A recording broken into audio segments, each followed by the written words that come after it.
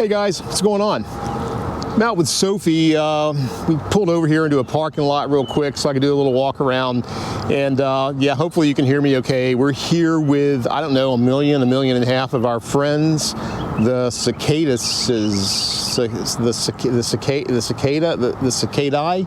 I don't know, what do you call a bunch of cicada? Anyway, this is one of that 17-year brood thing, and these guys are making all kinds of noise around here. But anyway, I wanted to do a quick walk around on the bike and talk a little bit about the touring configuration that I just finished for Sophie, since I'm riding her out to South Dakota here in a few days. Let's take a look.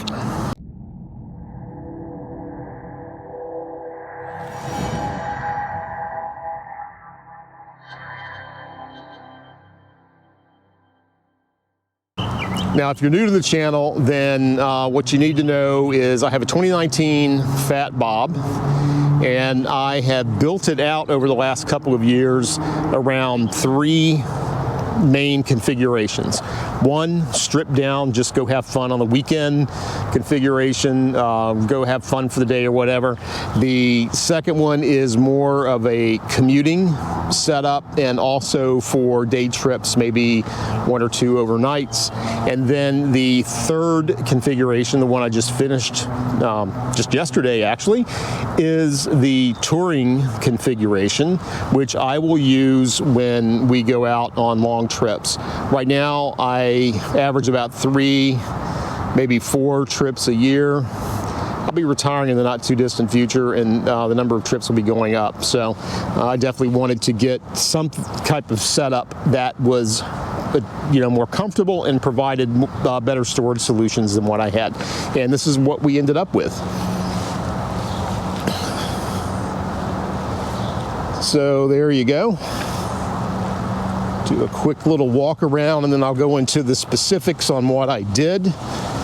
But this is touring Sophie, my 2019 Fat Bob.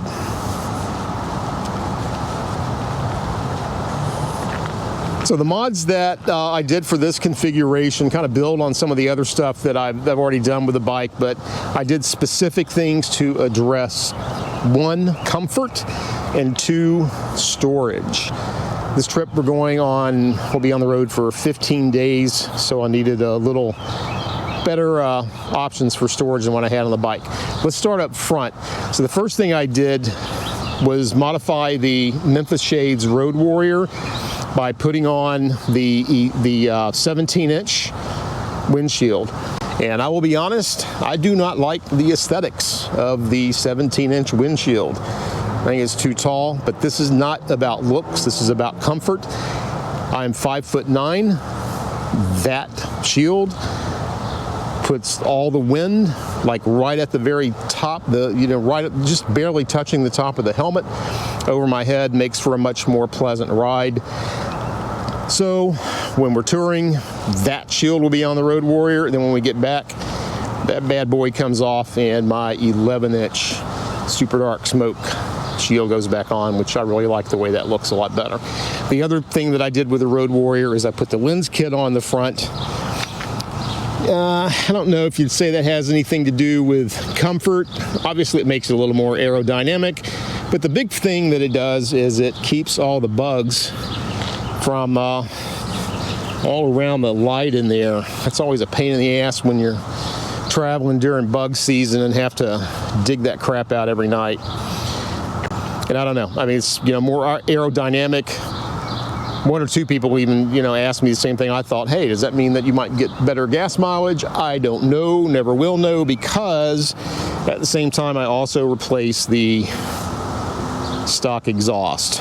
Yes, dear friends, after 2 years, I finally got to the point where I'd had enough of having to compromise and work around that dual upswept exhaust, although I really liked the way it looked, and I absolutely love the way the Rinehart mufflers sounded. The sound was just phenomenal, deep and throaty, but it was a compromise with everything with that exhaust on the bike. So saddlebag options, very limited. I couldn't even get my frame slider on, which you see is on now. So I ended up going with the Two Brothers Racing Competition S that you see on the bike here. That's the TBR. I went with stainless steel instead of the black coating because I wasn't sure how that coating was going to wear. I'd seen a couple of used bikes with TBR black exhaust, and I didn't like the way they kind of wore in. Plus, I really like the stainless steel, and as you can see, the color's already started to turn on the head pipes. Not so much down here. I've got a little color changes around the welding marks, but I've got some blue and purple coming in. So I think once that all burns in and gets discolored and cool and funky looking, it's going to provide a really nice contrast with the orange paint. And then, of course, with the exhaust, swapped out that opened up my options for storage, and I decided to go with the Leather Pros saddlebags. And these are the ballistic nylon model, not the leather wrinkly nut sacks. I think these will hold up a little better. I went with the Leather Pros because, well, one, I don't like the Pelican case look that a lot of people are doing on the Fat Bobs. These are quick detach, so I can just pop them off when we get to the hotel, take them in, and then reattach them when we get ready to leave the next morning. They hold quite a bit. These are not expanded,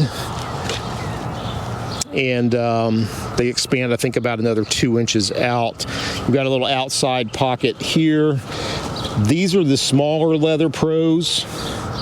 I can't remember the exact model name here. It's the V3, and they're the ones for the soft tails that have the cutouts for the light, so you don't have to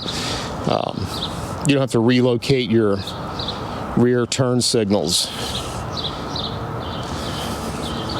So yeah, so that's the Leather Pros.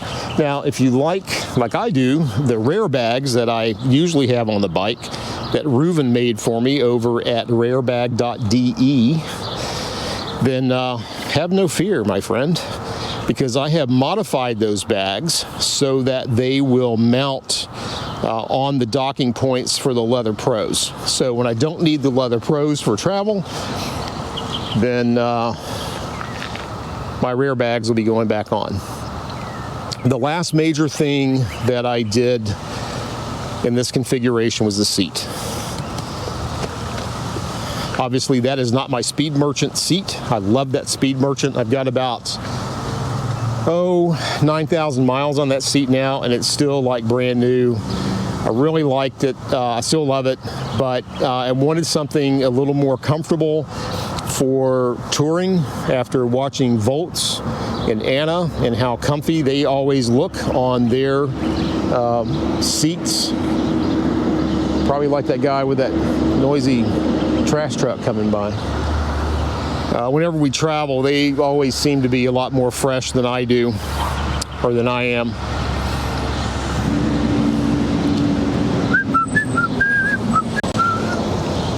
Please don't tell me he's coming over here. Of course he is. Great. So anyway, everybody's, always talks about how awesome the Mustang seats are, how comfortable they are. And I don't know, I've been thinking about it for the last couple of trips. And one of the guys in one of my Facebook groups was actually selling this. It's the Mustang Wide Tripper. There's 3 pieces to it. There's the solo seat, which he had a little under 300 miles on that. There's the passenger seat, and then there's the removable and adjustable backrest. So he was selling that at a stupid, crazy, awesome deal. I figured, worst case, I get it, I don't like it, then I'll just sell it. The first moment I sat on this, I was like, holy crap. I've got about 400 miles on the seat, and I tell you, it is like one of the most comfortable things I've ever sat on. Absolutely incredible. So I'll be using this for for my, man, I'll be using this when I go on long trips for sure, and then I'll just put my Speed Merchant seat back on in between trips. The other thing I have on the seat is my swoosh pad, Swoosh, SKWOOSH. People always ask me, hey, what's that pad? It's a swoosh pad. I don't know if I'm actually going to need it. I put it on today, but I figured, you know, we're going to be traveling for 15 days. We're doing over 4,000 miles. I might as well take it with me just in case I need it. So guys, that's it. That's pretty much all the major things. Oh, this isn't new, but for this configuration, then I also am taking my Givi DLM30 top case because, you know, as a YouTuber, I can't go anywhere without having a shit ton of electronics, camera gear, yada, yada, yada, with me. So that's what that case is for. It's secured to the bike. And then obviously I can lock it. So if I need to hop off and I just want to grab lunch or whatever, I don't have to unpack a bag and take a whole bag of crap in with me. Because I get a little OCD about that kind of stuff. So that's it. What do you think? I am really looking forward to getting this out on the road. I've done a little bit of riding with it after I got done. Not a lot, but we shall see. Let me know what you think in the comments below. Yeah, I really don't like that shield. But like I said before, the nice thing about the way I'm building out my bike is in just a few minutes, she can be anything that I want her to be that day, for that ride, for that trip.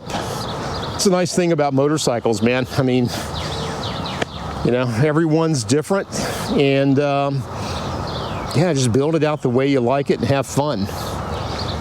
And don't let anybody like jam up your parade or anything, you know. I know what I do with my bike, it's not what a lot of people like.